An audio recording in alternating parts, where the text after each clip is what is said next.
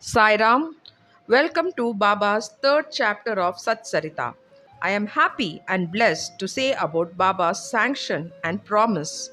Assignment of work to devotees, Baba's story as beacon light, his love like a mother, Rohila's story, his sweet and nectar words. Those who listen or read Baba's Satcharitra with devotion are blessed by him. Sai Ram. As described in the previous chapter, Sai Baba gave his complete assent to the writing of the Satcharitra and said, I fully agree with you regarding the writing of Satcharitra. You do your duty. Don't be afraid in the least. Steady your mind and have faith in my words. If my Leelas are written, avidya will vanish, and if they are attentively and devotedly listened to, the consciousness of the worldly existence will abate, and strong waves of devotion and love will rise up. And if one dives deep into my Leelas, he would get precious wells of knowledge. Hearing this, the author was much pleased, and he once became fearless and confident and thought that the work was bound to be a success. Then turning to the Shama, Madhav Rao Deshpande, Sai Baba said, if a man utters my name with love, I shall fulfill all his wishes, increase his devotion, and if he sings earnestly, my life and my deeds, him I shall beset in front and back and in all sides. Those devotees who are attached to me, heart and soul, will naturally feel happiness when they hear these stories. Believe me that if anybody sings my Leelas, I will give him infinite joy and everlasting contentment. It is my special characteristic to free any person who surrenders completely to me and who worships me faithfully and who remembers me and meditates on me constantly.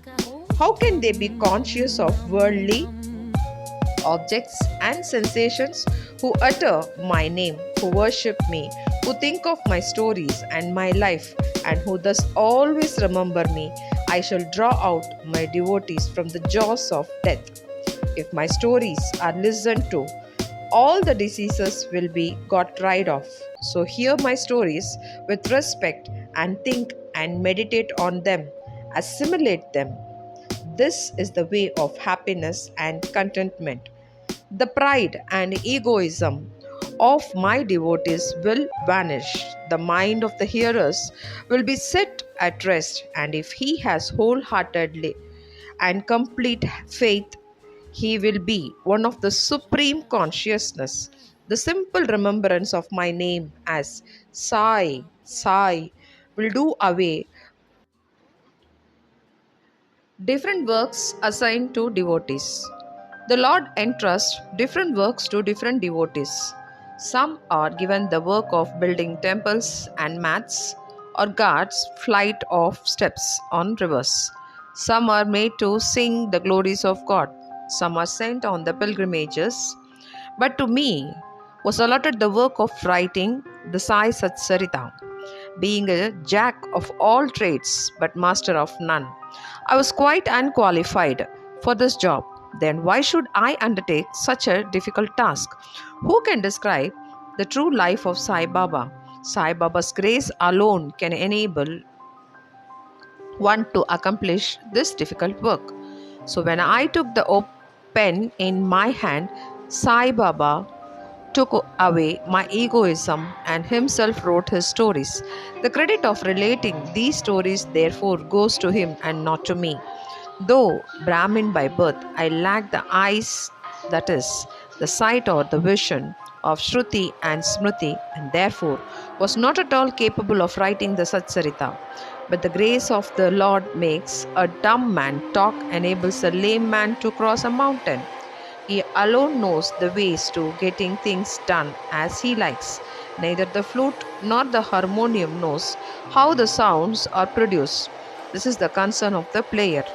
The oozing of Chandrakant's jewel and the surging of the sea are not due to the jewel and the sea, but due to the rising of the moon. Baba's stories as beacon light. Lighthouses are constructed at various places in the sea to enable the boatman to avoid rocks and dangers and make them sail safely. Sai Baba's stories serve a similar purpose in the ocean of worldly existence. They surpass nectar in sweetness and make our worldly path smooth and easy to traverse. Blessed are the stories of the saints when they enter our hearts through the ears. The body consciousness or egoism and the sense of duality vanish when they are stored in the heart.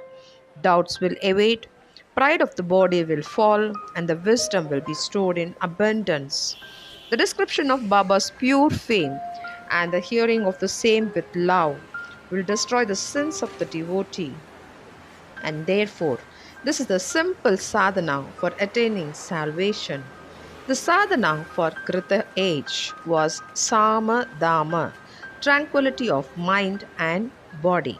For Trita age, sacrifice. For Dwapara, worship. And for Kali Yuga, it is signing of the name and glory of the Lord. This is the last sadhana, is open to all the people for the four varnas. The other sadhanas, Yoga Tyaga, that is sacrifice, Dhyan, meditation, Dhyan Dharana, concentration, are very difficult to practice. But singing and hearing the stories and glory of Sai Baba is very easy. We have only to turn our attention towards them.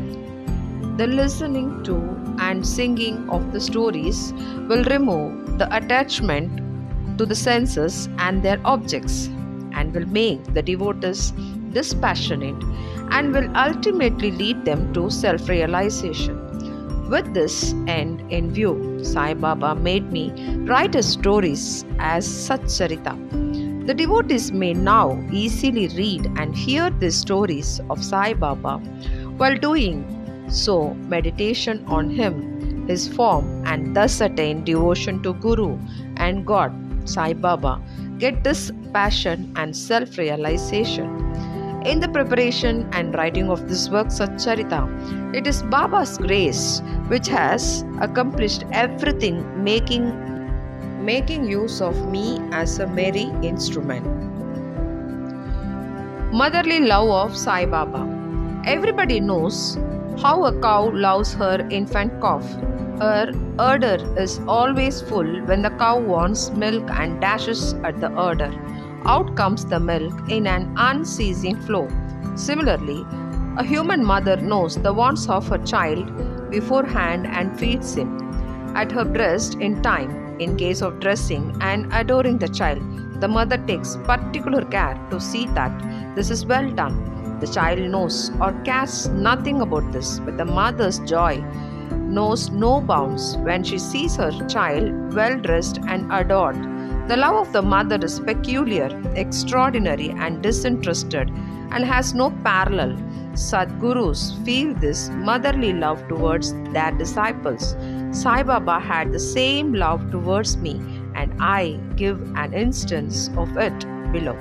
In 1916, I retired from government service. The pension that was settled in my case was not sufficient to maintain my family decently. On Guru Purnima, 15th of Ashada day of that year, I went to Shirdi with other devotees. There, Mr. Anna Chinchanikar, of his own accord, prayed for Sai Baba for me as follows. Please look kindly at him. The pension he gets is quite insufficient. His family is growing. Give him some other appointment, remove his anxiety, and make him happy. Baba replied, he will get some other job, but now he should serve me and be happy. His plates will be always full and never empty. He should turn all his attention towards me and avoid the company of aesthetics, irreligious, and wicked people. He should be modest and humble towards all and worship me with heart and soul. If he does this, he will get eternal happiness. The question, who is this he, whose worship is advocated, is already answered in a note. Who is Sai Baba in the prologue? at the beginning of this story. Rohila story. The story of the Rohila illustrates Sai Baba's all-embracing love. One Rohila, tall and well-built, strong as a bull, came to Shirdi wearing a long kafni and was enamored of the Sai, who stayed there day and night. He used to recite in a loud and harsh tone the calm from Holy Quran and shout, Allahu Akbar, God is great. Most of the Shirdi was working in their fields during the day, and when they returned to their homes at night, they were welcomed with Rohila's harsh cries and shouts. They could get no sleep and felt troubled and inconvenient. They suffered this nuisance for some days in silence, and when they couldn't stand it no longer. They approached Baba and requested him to check the Rohila and stop the nuisance. Baba did not attend to their complaint. On the contrary, Baba took the villagers to task and asked them to mind their own business. He said to them that Rohila had got a very bad wife who tried to trouble Rohila and himself. But hearing the Rohila's prayers, she dare not enter and there were at peace. To them, he said that Rohila had a very bad wife who tried to trouble the Rohila and himself. But hearing the Rohila's prayer, she dare not enter. They were at peace. In fact, Rohila had no wife, and by his wife meant Durbuddhi, that is, evil thought. As Baba liked prayers and cries to God better than anything else, he took the side of Rohila and asked the villagers to wait and bear with the nuisance, which could abate in due course. Baba's sweet and nectar-like words. One day at noon, after Aarti, devotees were returning to their lodgings when Baba gave the following beautiful advice. Be wherever you like. Do whatever you choose. Remember this well. All what you do is known to me. I am the inner ruler of all and seated in your hearts. I envelop all the creatures, the movable and the immovable world.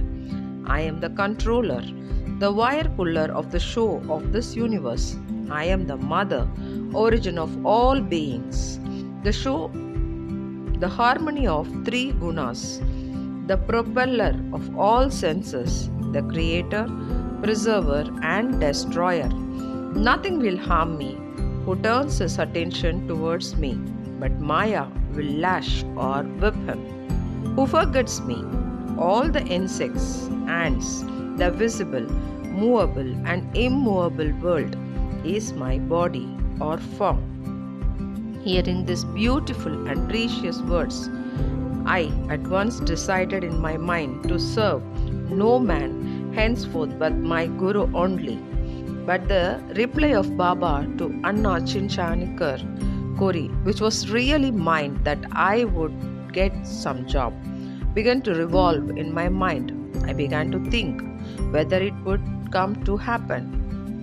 As future events showed, Baba's words came true. I got a government job, but that was of short duration. Then I became free and devoted myself solely to the service of my Guru Sai Baba.